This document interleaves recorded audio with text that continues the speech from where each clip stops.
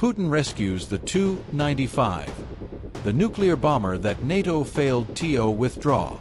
Did you know that there is a bomber that first flew in 1952, before the United States had the B-52, and that Russia plans to keep it operational until 2040 or even beyond?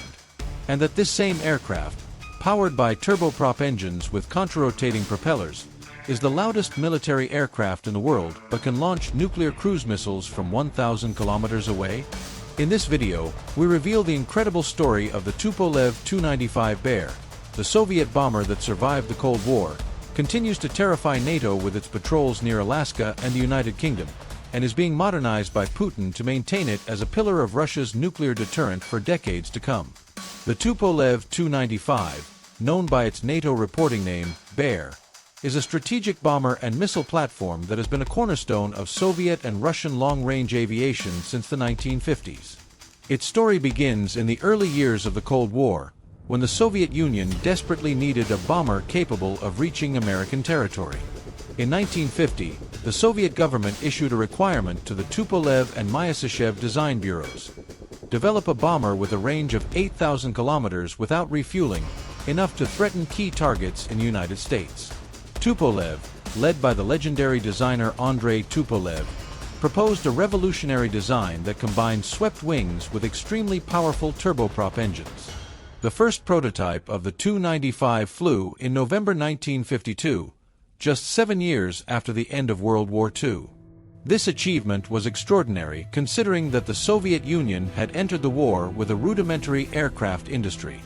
The Tu-95 officially entered service with the Soviet Air Force in 1956. Let's pause here to invite you to like and subscribe to the channel if you're enjoying the video so far. What makes the Tu-95 unique is its propulsion system. 4 Kuznetsov NK-12 turboprop engines, the most powerful turboprop engines ever built, drive enormous contra-rotating propellers 18 feet in diameter.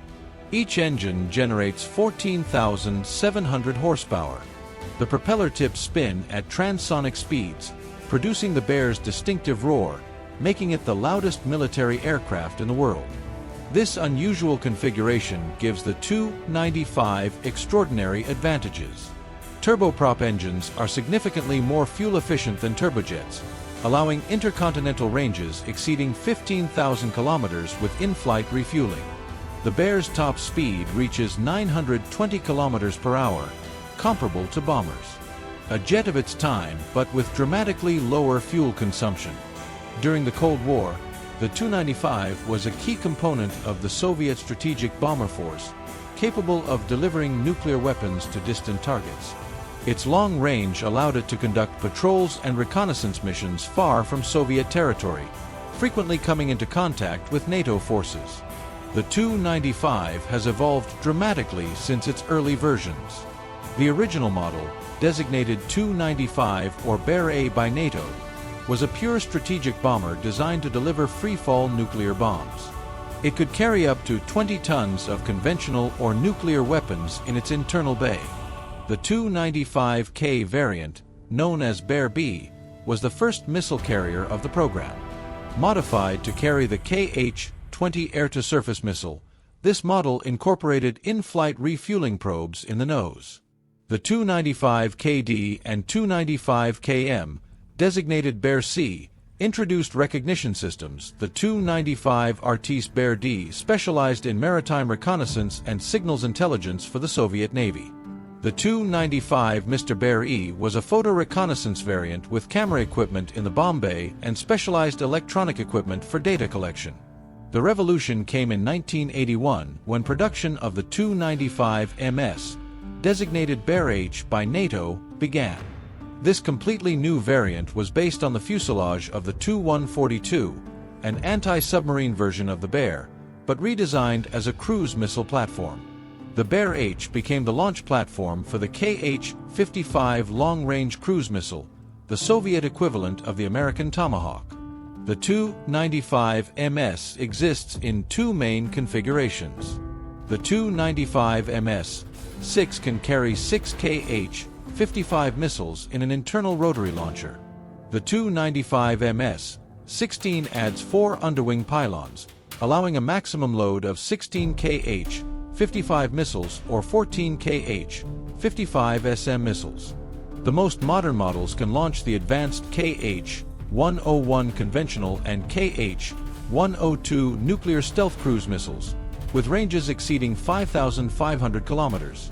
The most recent upgrade, designated Tu-95MSM, incorporates the Novella NV-1.021 radar, SOI-021 information display system, the Meteor NM2 airborne defense system, and upgraded Kuznetsov NK-12 MPM turboprop engines. As of April 2019, 21 aircraft had been upgraded. Between 2019 and 2020, 10 upgraded Tu-95MS aircraft joined the fleet. 4 aircraft were delivered in 2021. Russia continues to invest in the modernization of the Bear. At least 22 95s are expected to be upgraded to the MSM standard, ensuring their operational relevance until 2040 or even 2050. The Tu-95 remains extraordinarily active in modern operations. For decades, Soviet and Russian Bears have conducted long-range patrols near US and NATO airspace, testing air defense systems and gathering electronic intelligence.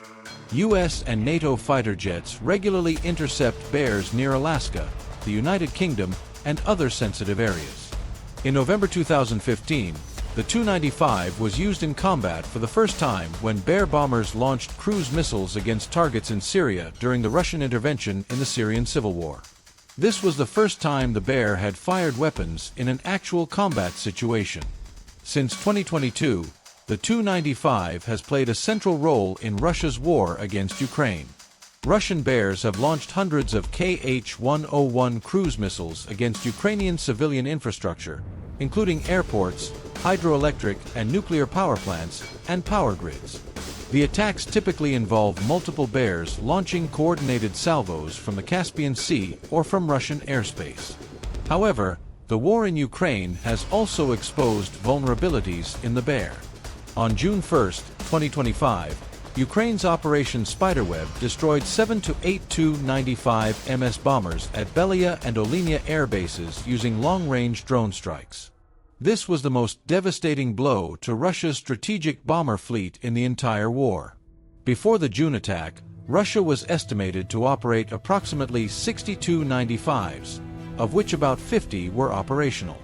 The loss of 7 to 8 aircraft represents a significant reduction in capability that Russia cannot replace, as Tu-95 production lines closed in 1993. Russia is developing the PAK-DA, a next-generation stealth strategic bomber that will eventually replace both the Tu-95 and the Tu-160.